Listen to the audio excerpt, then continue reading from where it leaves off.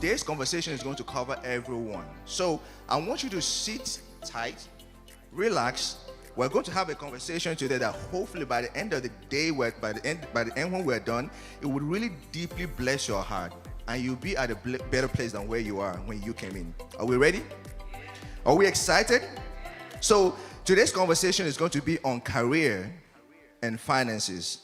And to help me with that conversation is going to be our sister Aite, our sister Ose, and brother Ose, rather, sorry, and our sister Cynthia. Please welcome them as they come up on stage.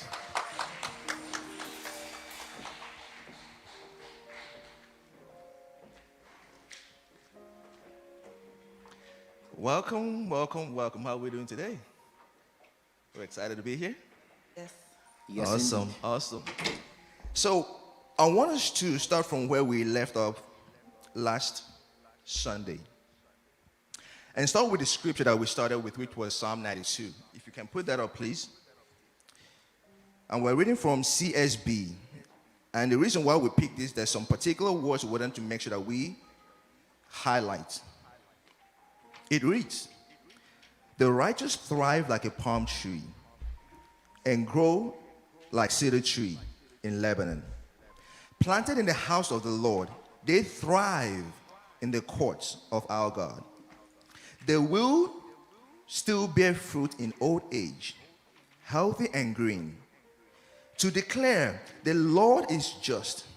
He is my rock, and there is no unrighteousness with him." Amen.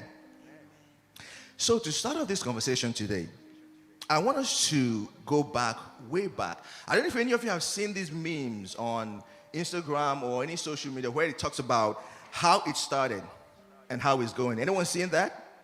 We're going to have a little bit of that today. Talk about our journey, your journey, how it started, how it's going. So let's start off with you, Aito. You're a professional career person. Yes. You work in oil and gas. And when we look at you, it looks like you all have it figured out, put together, and you've always had it together. But there's a story behind where you are at the moment. So I want you to take us back a bit and talk about your coming to America story, how it started, what were your hopes, your aspiration, and what you met coming into the country. If you can give us a little bit background on that. Thank you, Pastor Osi. Yes, it's been a journey, and I'm very happy or privileged to share it with the church today. So I came here when I got married to my husband, and then that meant for me I had to relocate. So back in Nigeria, I had a career going on already. I worked in the bank, and I was doing quite well by Nigerian standards. So when I came here, I was expecting to just kind of segue straight into the same industry, same style of professionalism, etc. So when I came here, the first thing that I noticed was, first of all, the people around me. One of the things that I kept on hearing was, "You're not going to be able to get a job in corporate America." I'm like, "Why?" They're like, "First of all, you have an accent." I'm like, "Oh my goodness." I'm like, "So what can I do? What kind of job can I do?" I said, "Can I work in a bank?" And they laughed. And they were like, "Bank? Of course not." They said, "What can I do?" They said, "Well, you're going to have to clean butts." I'm like, "Butts?" I said, "What's that?" They said, "Well, you have to go into this medical line where you take care of old people." I'm like, "I don't have a problem taking care of old people, but why is that the only option that I have?" I said, "Okay, what about, like working in the store?" They said, "Look, you can't even get a job in McDonald's." I'm like, "Why?" They said, "Because you're going to be in competition with Americans." So they will first of all hire their own citizens, people who were born here, and, they will get a job over you. You have an accent, you've never... I'm like, "So I can't even get a job in McDonald's?" And they said, yes. So I was really discouraged. So it was very discouraging. So I started to go to, stores. I started off with Foley's, Macy's, and I was like, so this is really tough. I think I better go back to Nigeria. But along the line, I met a sister. And this sister said, "Of course not. Don't believe what people tell you." She said, "You know what? I'll put you through. We'll develop a resume for you. We'll incorporate your Nigeria experience. And then we'll go out there to look for a job." Anyway, fast forward to a few months later, I got a job in a collection agency. And I thought, wow, I'm doing great. So I started that work. I actually rose to the peak in that area. But I kept on saying to myself, this is not exactly why I'm here, and this is not what I want to focus on. This is not a career for me. It was customer service. While it was good and it was paying the bills, but it wasn't exactly what I wanted. So I knew that, I still hadn't arrived. Thank you so much for sharing that story. And the reason why we wanted to highlight this is because there are people here who are going through similar journeys, through similar experiences. You've just come from Nigeria, or you recently arrived, or you're watching us and you're just coming to the US and you're trying to figure out your steps. So oftentimes the people that you meet make a world of difference, Yes. because they tell you and give you a path which they are taking. So you want to make sure that you connect with the people who are moving in the direction that you're moving in. If not, you find yourself on the wrong career path. And that was what happened to you. Yes. Because you found people initially that were not moving in the direction in which you were moving, and they were advising you the wrong direction, but until you found someone that was able to help you along the path. Right. Thank you so much for sharing that. Now let's switch over to Ose. Yours is a little bit different, right? So you came in here as a student, but I want you to talk about your journey. What was your aspiration? What were your hopes, and why did you find yourself when you came into this country and your journey in line with where you wanted to go with your life? Yes, thank you, POC. So I came to the U.S. to study. I came in as an F1 student, as an international student, and like students, you do student things. You study. You hopefully study. You aspire to do well in school, to make your parents proud. I did that, and I studied computer science and mathematics. But towards my junior year, my third year or so, I knew that this is not where I am supposed to be. This is nothing close to my desires, because I kid you not, I was saying to myself, people in IT, all due respect to people in IT, I think about they wear polo shirts and khaki pants. And my desires, my dreams were to wear a suit. So I said, listen, I don't care what type of work I do, as long as the work requires me to wear a suit. You know what? I'll find a way to make it work. So it was, towards the tail end of my collegiate career, I said, you know what? I need to figure things out. Nonetheless, I didn't have time. We spent 3 years of college money. I can't turn around and say, hey, I'm changing majors. I finished school, moved out to Houston, and I was looking for an IT job grudgingly. And I realized that, what I studied in school is very different from what happens in the real world. Studying computer science, coding then, C++, and, whatever languages that existed back then, is not relevant in the real world. So I struggled, looking for jobs, went through many interviews. They were asking me questions. I did not understand what they were talking about, but still, I still did my best. But thanks be to God, I did not get an IT job. I started off working customer service, collections as well. And while I was there, I met someone who, till this very day, I call my destiny helper. And she introduced me to somebody who ultimately changed my life. But I remember, even when I was there, typically at the work there, people still, dressed up casually, pants, shirts, and but still, even then, I still wore suits without a tie, pants, a blazer every day. And there was a point in time where we were going for lunch one day, and I was there with a friend of mine, and there were some colleagues of mine, waiting for the elevator. And one of them, people that I see every day, but I don't know them, they asked me, hey, are you a supervisor? And I said, no, I laughed. I said, oh my God. And they said, oh my goodness, whenever we see you, walking around, coming close to us, they start doing the right things. Because I'm wearing, a jacket or something, they suddenly get serious. I said, no, I'm just a regular guy. And then there was somebody there in the elevator as well who made a profound statement. And she said, I don't know who she is, but then she said, this is just a stepping stone for where he's trying to go. And I smiled, and I said, well, that's amazing. But anyways, again, I met somebody there who introduced me to somebody who ultimately took me to where I am today. That is very instructive. If you think about the two stories, somebody was involved in that process. In Aite's life, somebody that she met changed the course of her direction. In Ose's story, somebody that he met changed the course of his direction. And it would often seem like these things are happenstance, but we know that God causes all things to do what? To work together. So all along, God was orchestrating your path, but you did not know it. And God was working. Cynthia, your story is somewhat similar but a bit different. You came in here as an F1 international student as well, right? And you had to go on your own journey of discovery. So I want you to talk to us about your aspiration, your hope, the challenges that led you to coming here, and what was that experience like for you, coming to America, having all these aspirations and hopes, and having to come into a situation where you didn't have everything that you needed to pursue those aspirations. Talk to us about that. Yes, thank you, Pastor Osi.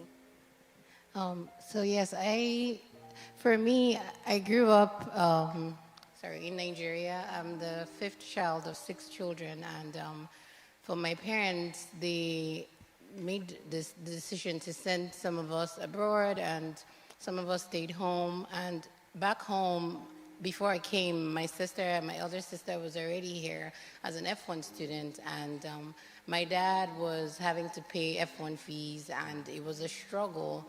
And so my dad said, nope, he's not sending anyone else because we can barely keep up with the one that's there already, and we're not sending another one. And for me, I also wasn't I was very feisty as a child, but I wasn't very driven when it came to academics. So my dad said, you know what, I'm not spending money sending this unserious child to America, because it's expensive. But my mom insisted. She said, nope, that my daughter is going to the U.S. I don't care what you say, So my mom was able to make that happen. I came here as an F1 student, started out at Oklahoma Panhandle State University. I was there for about a year. My parents supported me with paying my fees and helping me through school. And then after then, I moved to Houston. I moved to Houston and started attending Houston Community College, and I made that decision to save costs for my parents because they were still paying F1 fees. And since I was only taking basic classes, I decided, it would be cheaper for them if I attended a community college, and then and attended community college. So I did that. I moved here. I remember moving to Houston for about a year. I stayed with my aunt. We lived in a Rockport apartment in Augusta. Yeah, rough part of town. Yeah, just to put it everyone that way. they always made fun of me. Like that was an interesting part of town. But anyways, we stayed there, and I stayed with her. I slept on her couch for a whole year. Wow. She helped me get a job. I was doing the odd jobs while I was going to school. My parents were paying my fees, but they were not paying for feeding or any other needs that I had. So my dad said, you're gonna have to figure that one out yourself. So I did that. I worked for a little bit. And then after then, towards the end of taking basic classes, I moved in with Pastor Osi here and his wife, which happens to be my immediate elder sister. I lived with them as well for a little bit while I continued to take classes. And then after that, he had the issue he talked about last week where there was a shooting at his house, and we had to all move to his parents' house. So all of us stayed together there, And in that time, I was still working, doing my odd jobs, and I was able to gather some money to show my dad that, hey, at least I saved some money. Can you add something to it so I can get a car? I need a car in Houston. And so I remember when I was also, at that time, I was also applying to nursing school, trying to further my education. And I remember calling him towards the end of my prerequisites, taking prerequisites at HCC. I remember calling him to say, hey, Dad, I was able to gather $1,000. Can you add something? He's like, $1,000? That's it?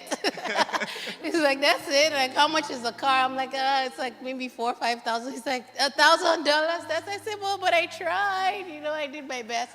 But So let me stop there for a moment. So one thing I wanted to draw out here for a moment, that her story is quite interesting in such a way that she had to straddle the fence between Nigeria and here, dealing with financial challenges, dealing with resource constraints, and having to find her way through. But one of the things that you can see through the course of all these stories is that they had plans, they had hopes, they had ambition, but along the path of trying to establish these ambitions, life took a different turn than what you had originally planned out. Am I right?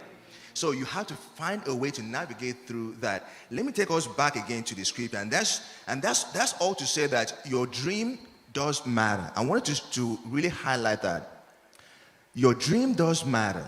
Because oftentimes you have all of these great dreams and things that you want to do with your life, but as life goes on, you meet all kinds of challenges, and you just need to know that God is still aware of where you are, though you haven't reached your destination. Your dream does matter. Let's go to the book of Hebrews chapter 12, verse 1 to 3. In NLT. And it reads, therefore, since we are surrounded by such a huge crowd of witnesses to the life of faith, let us strip off every weight that slows us down, especially the sin that so easily trips us up. And let us run with endurance the race God has set before us. We do this by keeping our eyes on Jesus, the champion who initiates and perfects our faith. Because of the joy awaiting him, he endured the cross, disregarding his shame. Now he's seated in the place of honor beside God's throne. Think of all the hostility he endured from sinful people. Then you won't become weary and give up. So the reason why they are here today is because they did not grow weary and give up. They faced endurance. And let's kick over to endurance. So it's not like you just showed up and things began to happen for you, right? You had to go through some challenges. So I want to start with you to kind of bring the people closer into the challenge that you went through, even with switching over to this new career and trying to find your footing in a new world, new country, new accent that you're trying to master. Talk us through some of the challenges, the endurance you had to go through in that journey. Thank you again, Pastor Usi. So I talked about the customer service collection job that I started. So fast forward, so a year and a half later, I needed to switch. So I started to look around, and then I decided to narrow down my options. What industries do I want to work in? Where do I want to settle? So I narrowed it down to oil and gas. And fast forward again, someone went to my husband's job. Somehow, the lady worked in the company I'm currently working, and she was my destiny helper. She gave him a number, I called the number, I had to do some tests, etc. Boom, I was in. So I didn't just get in as an employee, I started off as a contractor. And even with the salary, the salary that I started off with as a contractor was actually less than what I was getting even when I did collections. Wow. But I had to take it. So I did take it, but I had a focus, and my focus was, I'm going to grow in this place. I'm going to do whatever it takes to climb and to get there, because this is, I definitely had a goal in sight. So, I started working as a contractor. I started facing obstacles almost immediately. For some reason, it was a thing of, you have to work around being black. And I say that because it really does exist. So already I had, even before opening my mouth, I had animosity just because I was, I showed up black. So, and it was working with a lot of women. I don't know if that was the reason, but I worked with a lot of women, and there was just so much animosity. But what did I do? I decided I was going to make myself stand out. So I I focused on my job, I learned, and I'm a very fast learner. And even if I wasn't a fast learner, I was determined to learn, and I learned fast, and I actually became the best amongst the team. So with that, they noticed that, this girl, she has something to offer. So I guess because of that, so somehow I always, I was around. They kept me around, meaning that when they laid off or when they let people go, I would always be there. So fast forward, I did say I was a contractor, so I needed to become a permanent employee now. So there is a difference. When you're a contractor, you don't get benefits. And did I say how much I was making? I was making about $18 an hour. So that was discouraging. I'm like, $18 an hour, multiply this, extrapolate, it doesn't amount to much. So I said I needed to be off this plane. So, like I said, I stood out, and along the way, I was noticed also within the company. But before I got noticed, when you're in a big corporation like that, they have certain procedures. You can't, just because you're in the company, doesn't mean you're going to be hired by default. You still have to go through all the protocols. So that means I had to apply for jobs just like everyone else on the website, and I had to go through the entire process, the whole 9 yards. And I applied for, I would say, like 500 jobs. Yes, something like that. I was always applying, and it just wasn't happening. But at some point, what happened was somebody who had known my work said, look, I know somebody in this department. I know she's a contractor, but I think she will be an excellent fit. And that was how I got my job. So do you want me to pause or continue? Yeah, let's pause there for a moment. So, and highlight the point that she made I'm sorry. Let's highlight the point that she made an obstacle. She didn't stop there. She put in the work. Did you hear that? She put in the work. At some point, so that the work what would happened, help her to rise up, and the work paid. who had known However, my the obstacles said, look, were I know still somebody there. in- So that tells you that oftentimes it's not just enough to pray. You pray and you act, and then your work shows. And when others were being laid off, she was kept. Also, I want to switch over to you in terms of your endurance story. Yours is quite interesting in that you were a student, you were here, you were coming in from UK and going back and forth. Talk to us about that journey in your life where things switched for you and you had to go through struggles. What was that like? Tell us the story and tell us about the struggle. Thank you. Before that, when you mentioned God is aware or your dreams matter, I greatly believe that because it wasn't even easy. So for one, I'm a financial advisor. So when I started doing this, I had many detractors, negative comments, because essentially, I'm running my own practice. So essentially, I'm unemployed. I don't have a salary. I don't have anything. So, my background was, hey, get a job where there's stability. There is, you know how much you're getting paid. You have a salary, even better. But I took this chance, and with all those people around me, or some people, not all those people, some people around me who weren't cheering me on, not that they didn't care, but then they were worried for my well-being. I still pursue that because I knew this was my dream, this was my vision. I did not necessarily know how things will pan out, but I still pursued. So that in itself was a challenge. But what really helped me as well was I also had a set of people around me who were positive cheerleaders. So when I hear negativity, from the left side, I heard more positivity. Is that a word? Yes. Thank you. On the right side. And I stayed closer to the people who were positive. Wow. Because even though I was doing well, decently, I still had doubts. What, is this sustainable? Yeah, God is good. Maybe it's just this time. Maybe something will happen next month. Every day I wake up I am unemployed, meaning that, today's a new day. It doesn't matter what happened yesterday. Today's a new day. So I always had those fears. And some people meant well because they were saying, hey, Ose, you still have a chance to go into IT. You can be like us. But I persevered because I knew that this is where God has called me, and this was my vision all along. So for people who have dreams, remember that it is God that instilled those dreams in you, not people, right? So, you have a dream, surround yourself with people who cheer you on, who support you, because, it may not go rosy, throughout the course of time, especially if you are in business.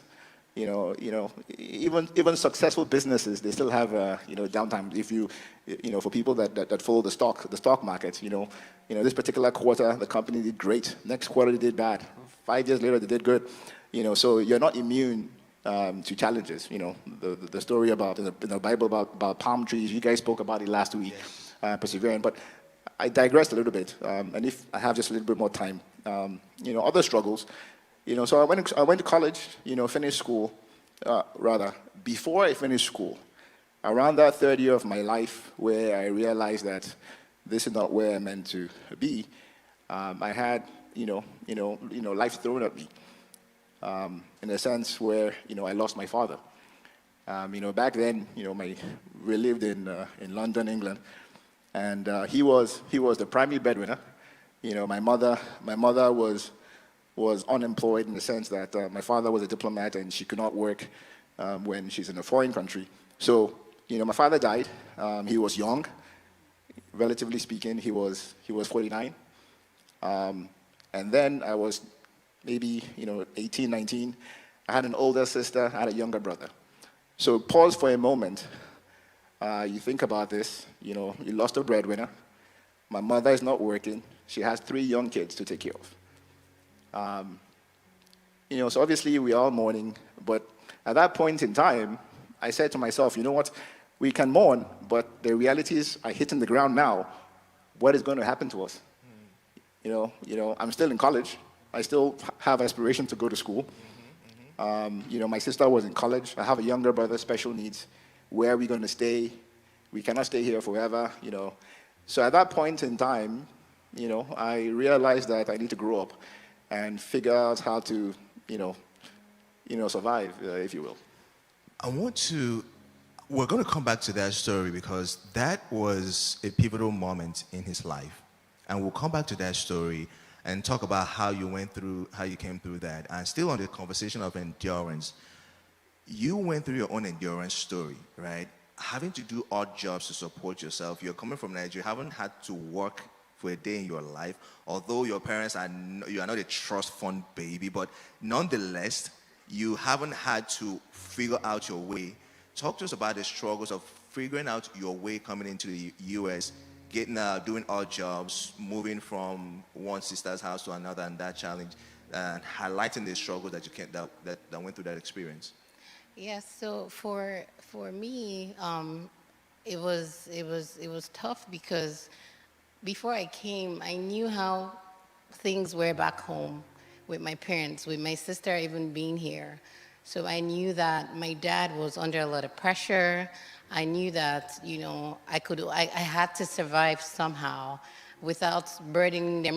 Remember, he has 6 children. He doesn't just have me.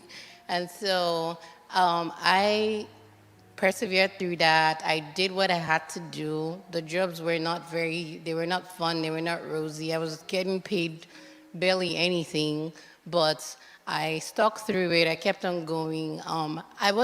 Initially, I wasn't sure about what I wanted to study, but when reality hit me, I applied to nursing school. I said I have to go study something that can earn me money, and that was honestly speaking, that was one of the reasons that I went into nursing. So because I needed to start earning, so I followed that path, and it was very difficult because I wasn't in any way science inclined in Nigeria.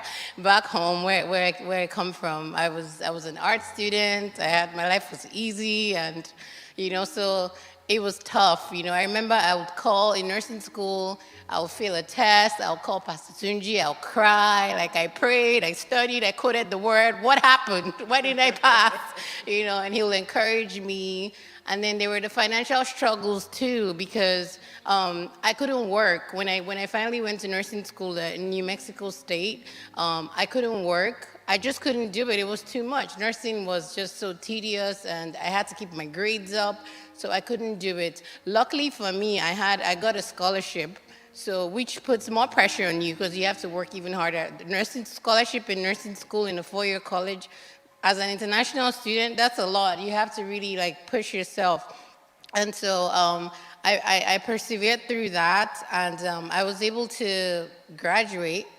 I almost made it through to the end without any debt or anything.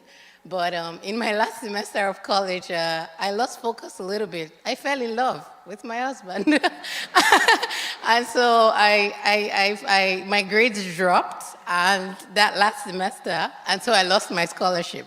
So I came out with a $10,000 debt that I had to, and my dad wasn't having any of it. He said, nope. I inherited it. He inherited it. He said, you're married now, your husband is going to have to pay for that. And I am not paying $10,000, but because you didn't focus to study and finish, So those were some of the struggles that I went through as an F1 student. I can definitely identify with that struggle of falling in love and losing focus. Anyone else been there? Don't do it. Am I the only one? And I know we laugh at these things, but these struggles are real. And for us, it's one thing. For her, it's one thing. For it, it's one thing. For us, it's a different thing. But there are different struggles that we're all going through because we have dreams, we have aspiration, and we all have different stories. And it doesn't invalidate your story because your story matters. Your story does matter. God sees your story. He sees where you are at the moment, and he's still taking you through to where he wants you to get to. So we've gone through this, you've gone through all of these struggles, and you are where you are right now. I want us to go back to the scriptures again because I want us to really get what the script is trying to tell us here. Romans 12:2. Because I want to get to the turning point of all of this. So we've heard about the aspirations. We've heard about the struggles. We want to see how things turn around to be what they are at the moment. And it reads, don't copy the behavior and customs of this world, but let God transform you into a new person by changing the way you think. Then you will learn to know God's will for you, which is good and pleasing and perfect. I'm focusing on that part that says changing the way you think. For you to thrive, for you to emerge from your dreams through the struggles to becoming, there has to be a transformation somewhere. And it begins with changing the way that you think. So you've gone through that struggle. You are where you are right now, Cynthia, right? I want you to talk to us about that turning point in your life, that pivotal moment that moved you from where you are mentally, financial point of view, how you thought about money, how you approach money, because now you've done nursing, you've come out, you've got a job, you're making the nursing money, right? Talk to us about that experience and that transition for you. Yes. So I graduated eventually with like I said, with debt, but I was all excited about starting out my career and getting a job and earning money finally, being independent and all these wonderful things. And it so happened that, like I said, I had fallen in love towards the end of college, so it meant that we were getting married. So I got married right after college, and I remember getting my first check when I graduated. When I started working, I got a job at Herman. Got my first check, all excited, and finally having to, enjoy my money, splurge, finally. And turns out that I married a financial advisor. And so he's like, oh, no, it doesn't work that way. Like, what do you mean it doesn't work that way? Like, I've been waiting for this moment. It's like, no, You have to start putting money aside. You have to start planning for your future. I said, future? I'm 25. Future will be fine. He's like, no, that's not how it works. So I remember him taking the step to sign me up for benefits at work. They handed me the package. I didn't know anything about it. I just handed it over to him, signed me up for benefits. And so in a few months, I saw that my check was dwindling, and I'm like, what happened? What's going on? They're taking my money, What's wrong? And he's like, oh, I signed you up for, 401k for them to put money away. I said, what is 401k? He's like, well, it's a retirement. I was like, retirement? I'm 25. Why are we worried about that? And so he's like, no, you have to start planning now. I was like, you know what? I think you're just doing too much, okay? I know you're a financial advisor, but I think this is just too much. I work so hard. I bust my behind working at work. I want to be able to see my money. That was my argument. I don't care. I want to see my money. And so we went back and forth, and God gave me wisdom to let him, the word I received was, let him lead, okay? Let him lead. This is his area of expertise, let him lead. So I left it alone. They were cutting a significant part of my check every month. I complained every single month that these people are taking my money. In fact, I stopped working overtime because I said they would just take the money. They just take it. So fast forward to years later, I remember one day, I used to work the night shift. I remember one night I was at work. I had logged on for something to look at benefits and PTO. I was checking PTO time and everything. And I saw an amount in my 401k account. It was a huge amount. I called him. I said, that I see money here. Oh, that is it my money? He said, yes, it's your money. I was like, how did I make so much money in? He said, that's what happens when you start putting money away. You put it away and it grows. And I said, so if I'm only 20, I was like 27. I said, if I'm only 27 and I'm putting away this percentage and I have this much, can we increase it? He said, oh, so you don't want to see the money anymore? I said, it's okay, I'm not doing anything with it. If I see it, I'll spend it. So can we increase it so in my mind, I'm calculating like, okay, so by the time I'm 50, I'll have such and such amount. So that was a turning point for me with my finances. I went from YOLO, you live only once, to see the benefits of actually putting something away, of planning. Even at an early age, I wasn't even up to 30 yet, and I was amazed at how much I had already put away. Wow. So thank God for wisdom. Wow, that is simply amazing. And for you, also, you were young. It's not like you were, 50s. You were still young. Right? And you had already figured this out at such a young age. What informed your financial savvy ability to be able to think ahead of time, plan ahead of time, and put structures in place for your future wife, for your future kids, and for things that are going to happen financially in the future? Oh, that's a loaded question. So for one, I'll lead off by stating what Paul said. I haven't attained. Still pressing. Still miles away, but I know that the turning point in my life was when my father passed away, like I mentioned. So at that point in time, we had to we have to manage resources better.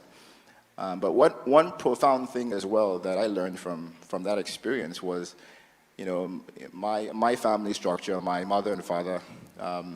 My mother deferred financial decisions to my dad, to our spouse, to a great extent, and she didn't care, or not that she didn't necessarily care. The way they planned, essentially, I guess, I'm guessing, she did not care to know what they had. So when he passed, then I was asking, okay, so what do we have? What do we have, right? And, all her responses to questions along those lines were, I don't know, I don't know, I don't know. I could have been like Jesus and said, woman, what do you mean you don't know? I probably thought about that. But that was reality. So, and back then, we did not have online banking. Things were not as advanced as they are now. We didn't have things at our fingertips. So, I started digging through statements to see exactly what he had.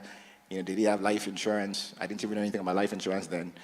But their planning was she knew it all. And even though he may have told her where are those things, absolutely no idea. So at the end of the day, we had to live with that, you know what, the moral of the story, what I learned really was, at a young age, was you could do everything by yourself, in your mind, and if you don't tell anybody, it's useless. You enjoy it while you live, yes, but if you're not here, the people that you may have left this for will not get it, they will not benefit from that, and it all comes to naught. And I believe my father was a logical man, perhaps, I guess it's just the family dynamics. So I learned from this, and ultimately, when I started in the financial advisory business, I was fortunate that, everybody around me, colleagues, people around me, they lived, they breathed, planning, investing, savings, planning, saving. That's all we do. That's all we talk about. So, I was lucky that I started this very young, and I had no choice.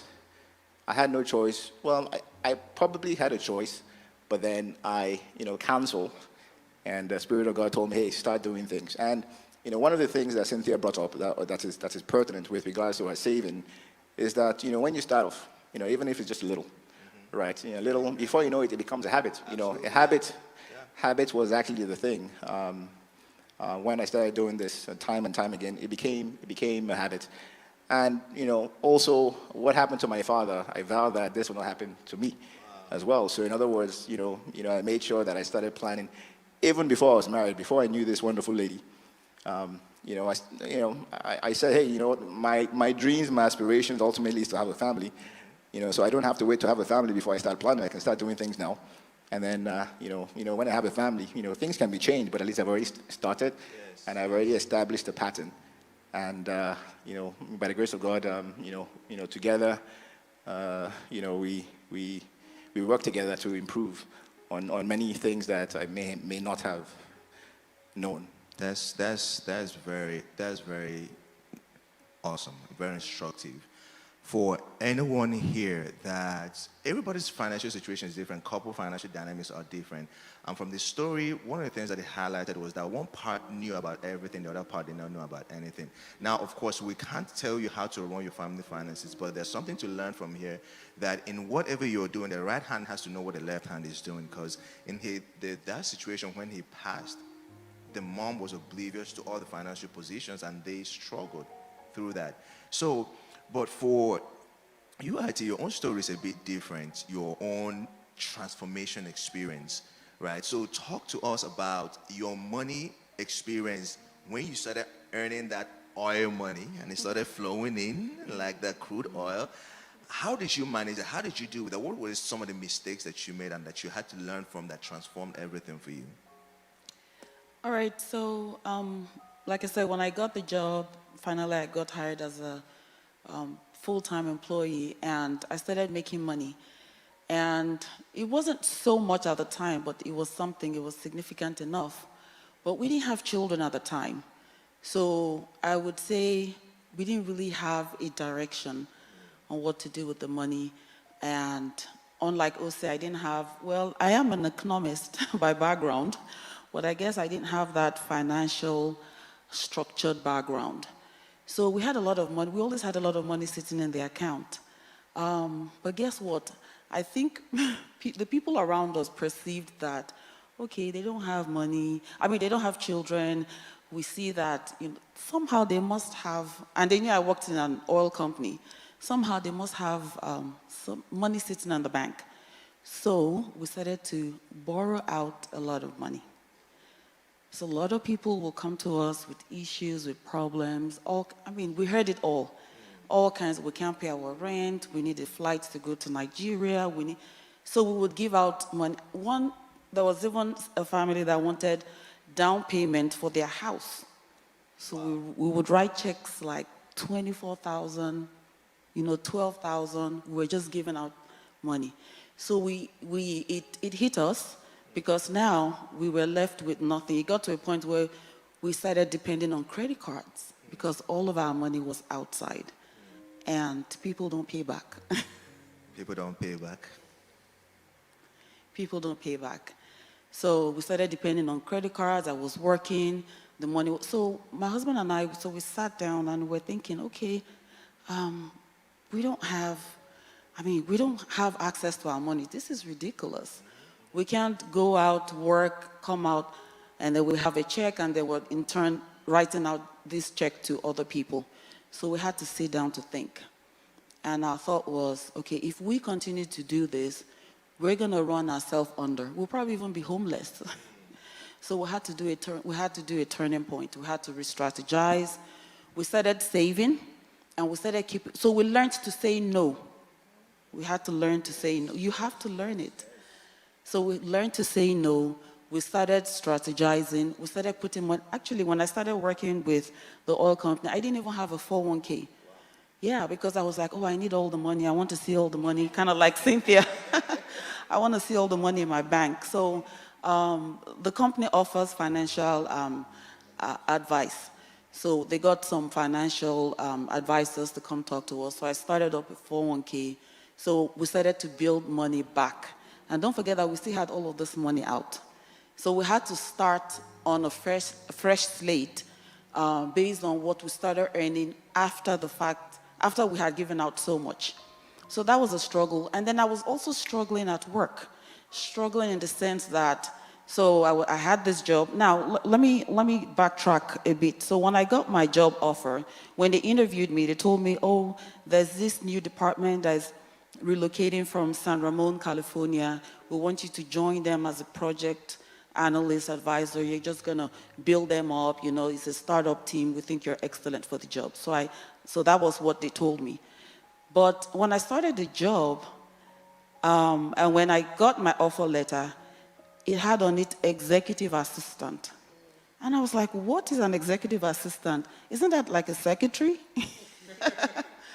So that was the first shocker for me. So they told me something else, and when I got the job, it ended up being an executive assistant to a general manager.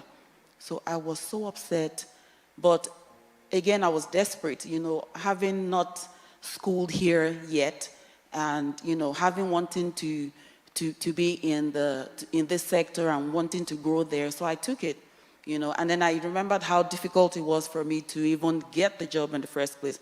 So I took it, and then I was ashamed. I remember Joko said that last week, and I smiled to myself. So I was ashamed of that job for a very long time. And then I approached my boss, and I told him, I said, look, this is my quagmire. I said, when I was offered this position, this is what I was told, and this is what I'm doing. Please, is there a way I can navigate out of this job? These are my qualifications. This is what I have done. I'm actually an economist. I've done finance, and I see there are lots of finance opportunities within the organization. Can you help me navigate my way out? And he was like, oh, yeah, sure. Whatever you want, you know, just talk to your career advisor within the company, and I'm sure we can do that. So fast forward, I started working on, so the way it works in the company, you have to apply for a position that you're interested in. So I started to apply, but I noticed that I always got shut down. I never really got any opportunities. So I was like, what's going on? And guess what? Because I was his executive assistant, I had privy to his email, so I could see his messages. So one day, I was just going through his emails, and I just stumbled on an email that he wrote to somebody.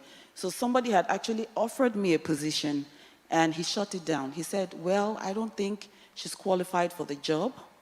He said, first of all, she's from Nigeria, and she's going to relocate back to Nigeria. Wow.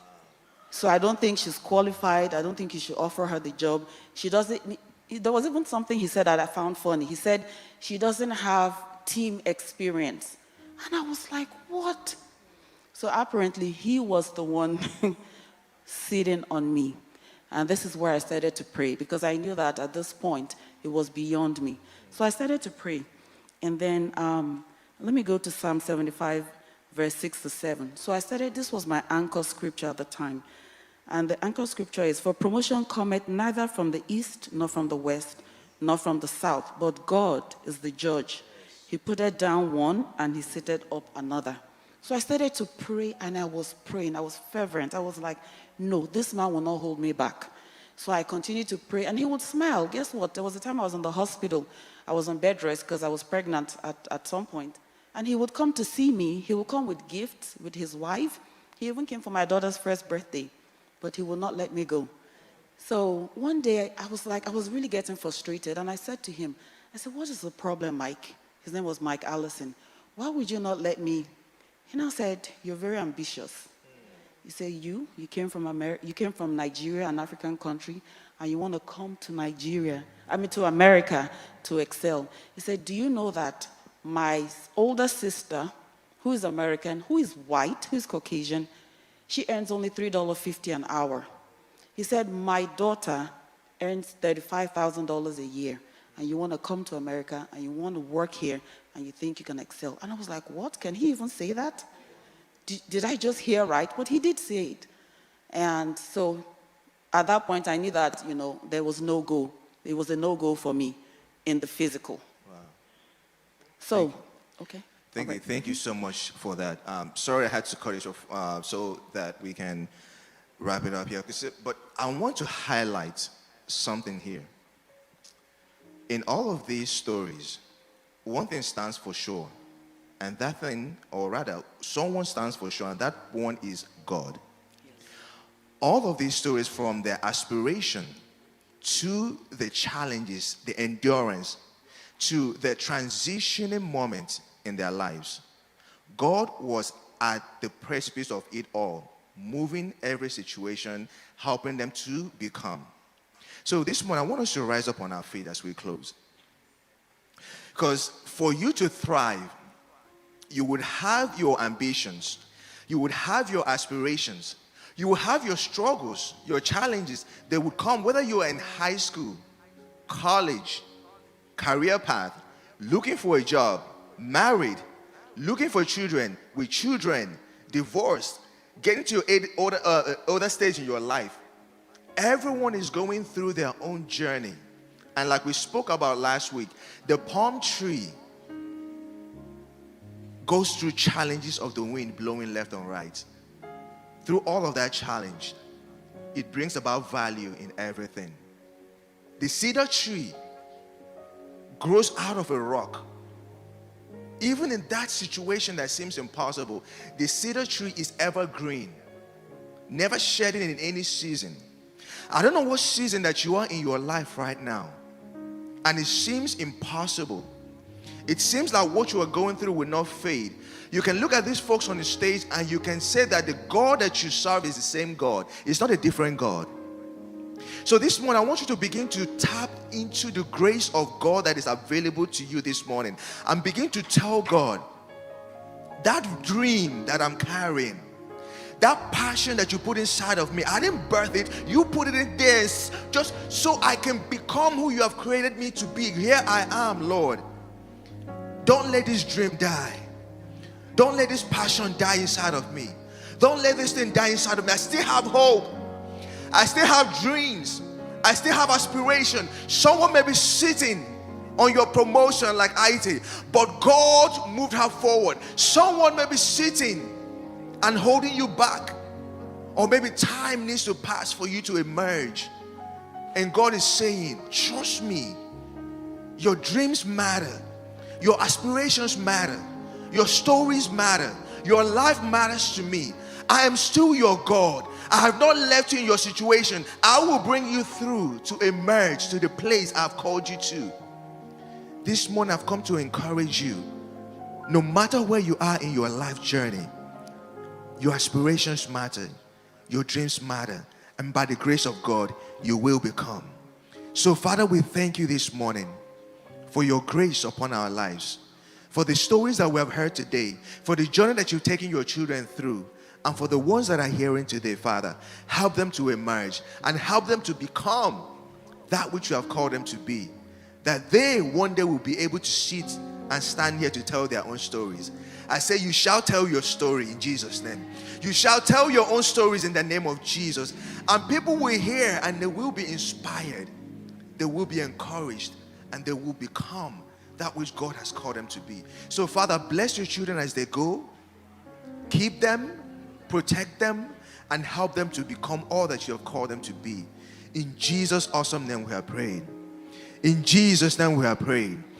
So this morning, as you head out and head into the week, I want you to remember the stories that you have heard today.